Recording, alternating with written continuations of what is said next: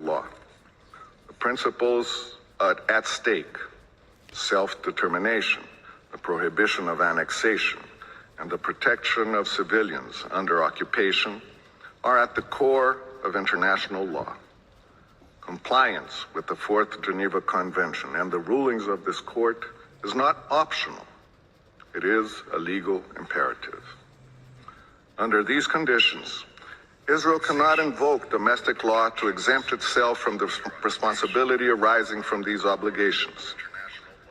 In line with what this court affirmed in its 1996 advisory opinion on the legality of the threat of use of nuclear weapons, paragraph 79, and I quote, "A great many rules of humanitarian law applicable in armed conflict are so fundamental to the respect of the human person and elementary considerations as humanity," as the court put it in its judgment of 9 April 1949 in the Corfu Channel case, that the Hague and Geneva Conventions have enjoyed a broad accession.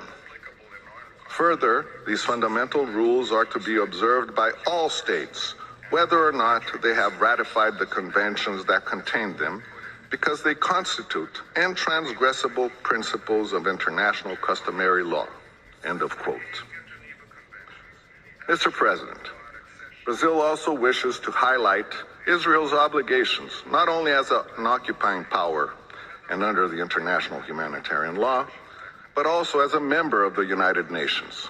This encompasses obligations concerning the privileges and immunities of the United Nations and its agencies, particularly UNRWA. The UN Charter, in Article 2, Paragraph 3, established that all member states must fulfill their obligations in good faith. Additionally, Article 2, Paragraph 5 mandates that all states provide the United Nations with every assistance necessary for the implementation of its actions.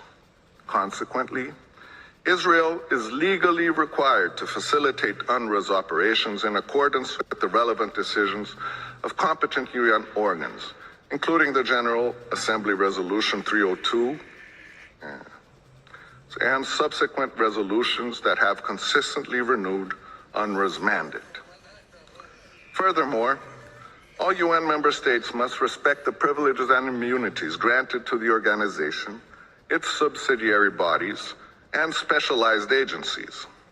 Article 105 of the Charter affirms that the United Nations shall enjoy, in the territory of each member, the privileges and immunities necessary for the fulfillment of its purposes. This protection extends to representatives of member states and officials of the organization, ensuring their ability to exercise their functions independently. Since 1949, Israel has been a party to the Convention on the Privileges and Immunities of the United Nations, the General Convention, which applies to UNRWA as a subsidiary body of the General Assembly and therefore an integral part of the UN system.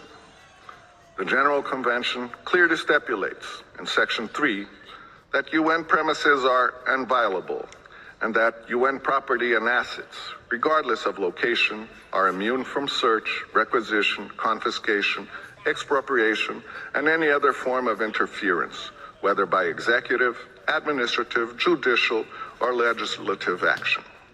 Additionally, the organization and its property are exempt from all direct taxes under Section 7. United Nations officials also benefit from specific protections under Section 18 of the General Convention, including immunity from legal proceedings regarding acts performed in their official capacity, exemption from taxation on their salaries, and immunity from national service obligations. These officials, along with their families, are protected from immigration restrictions and granted privileges like those enjoyed by diplomatic personnel. Experts on UN missions are also granted necessary immunities to ensure the independent exercise of their functions, including immunity from arrest, detention, and legal proceedings as established in Section 22. Additionally, the General Convention mandates that the United Nations laissez-passer be recognized as a valid travel document by all member states, in Section 24, and that visa applications from UN personnel traveling for official business be processed expeditiously, Section 25.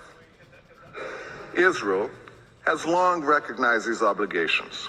The exchange of letters constituting the provisional agreement between UNRWA and Israel of 14 June 1967, known as the Kameh-Michelmore Agreement, explicitly confirmed that the General Convention governs the relationship between Israel and UNRWA.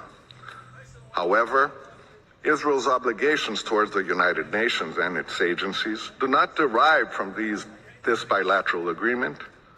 As established in the General Convention, to which Israel is still a party, they exist independently under international law and remain binding, regardless of the recent enactment in the Israeli Knesset of the unlawful piece of legislation aimed at ceasing UNRWA's operation. Israel, therefore, cannot invoke the termination of the Kameh-Michelmore Agreement as justification for failing to uphold its obligations under the UN Charter and the General Convention. Moreover, any alleged misconduct by UN personnel must be addressed exclusively through the mechanisms established in the General Convention. This does not alter Israel's duty to respect the inviolability of UN premises as a principle of fundamental character already underscored by this court. As such, military expediency cannot justify violations of UN privileges and immunities.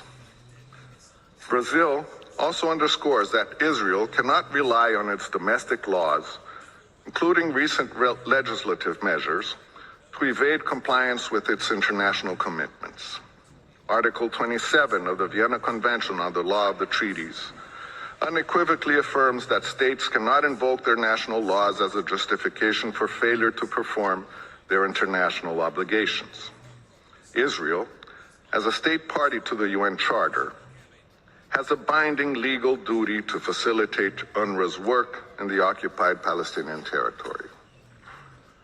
The issue is not merely one of technicalities or bureaucratic maneuvering.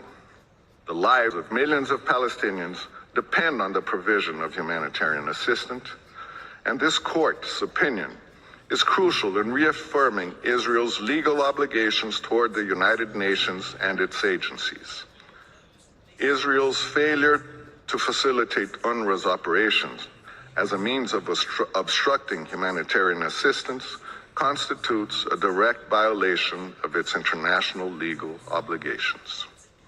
Therefore, Brazil respectfully urges the International Court of Justice to affirm Israel's obligations under international law concerning the privileges and immunities of the United Nations, and to demand that Israel cease all measures aimed at restricting the activities of UNRWA in the occupied Palestinian territory.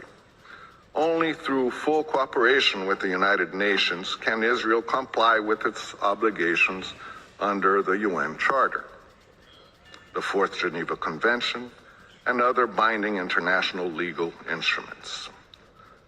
Distinguished members of the court, in recent weeks, new and severe incidents of direct attacks by Israel against staff of international organizations and humanitarian aid providers continued to occur.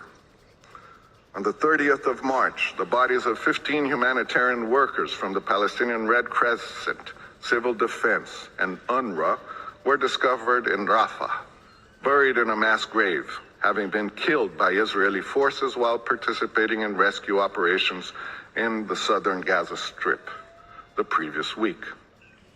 In April, Israel bombed a building in the Jabalia refugee camp in the northern Gaza Strip, which housed a clinic operated by UNRWA. The clinic had been turned into an improvised shelter for Palestinians displaced by the conflict. The attack caused at least 19 deaths, including that of 9 children. Over 51,000 Palestinians have lost their lives in Gaza. Hundreds of humanitarian workers whose work was solely aimed at saving lives or providing some relief to a desperate population have also been killed. It is within this context that the present advisory opinion is framed. For the reasons presented above, Brazil reaffirms and respectfully invites the court to declare that the court has and should exercise its advisory jurisdiction. B, the Palestinian people have the inalienable right to self-determination and to their independent sovereign state, which includes the right to freely establish diplomatic relations and permanent diplomatic missions without external interference. C, as the occupying power, Israel must comply with international humanitarian law, including the Hague Regulations and the Fourth Geneva Convention.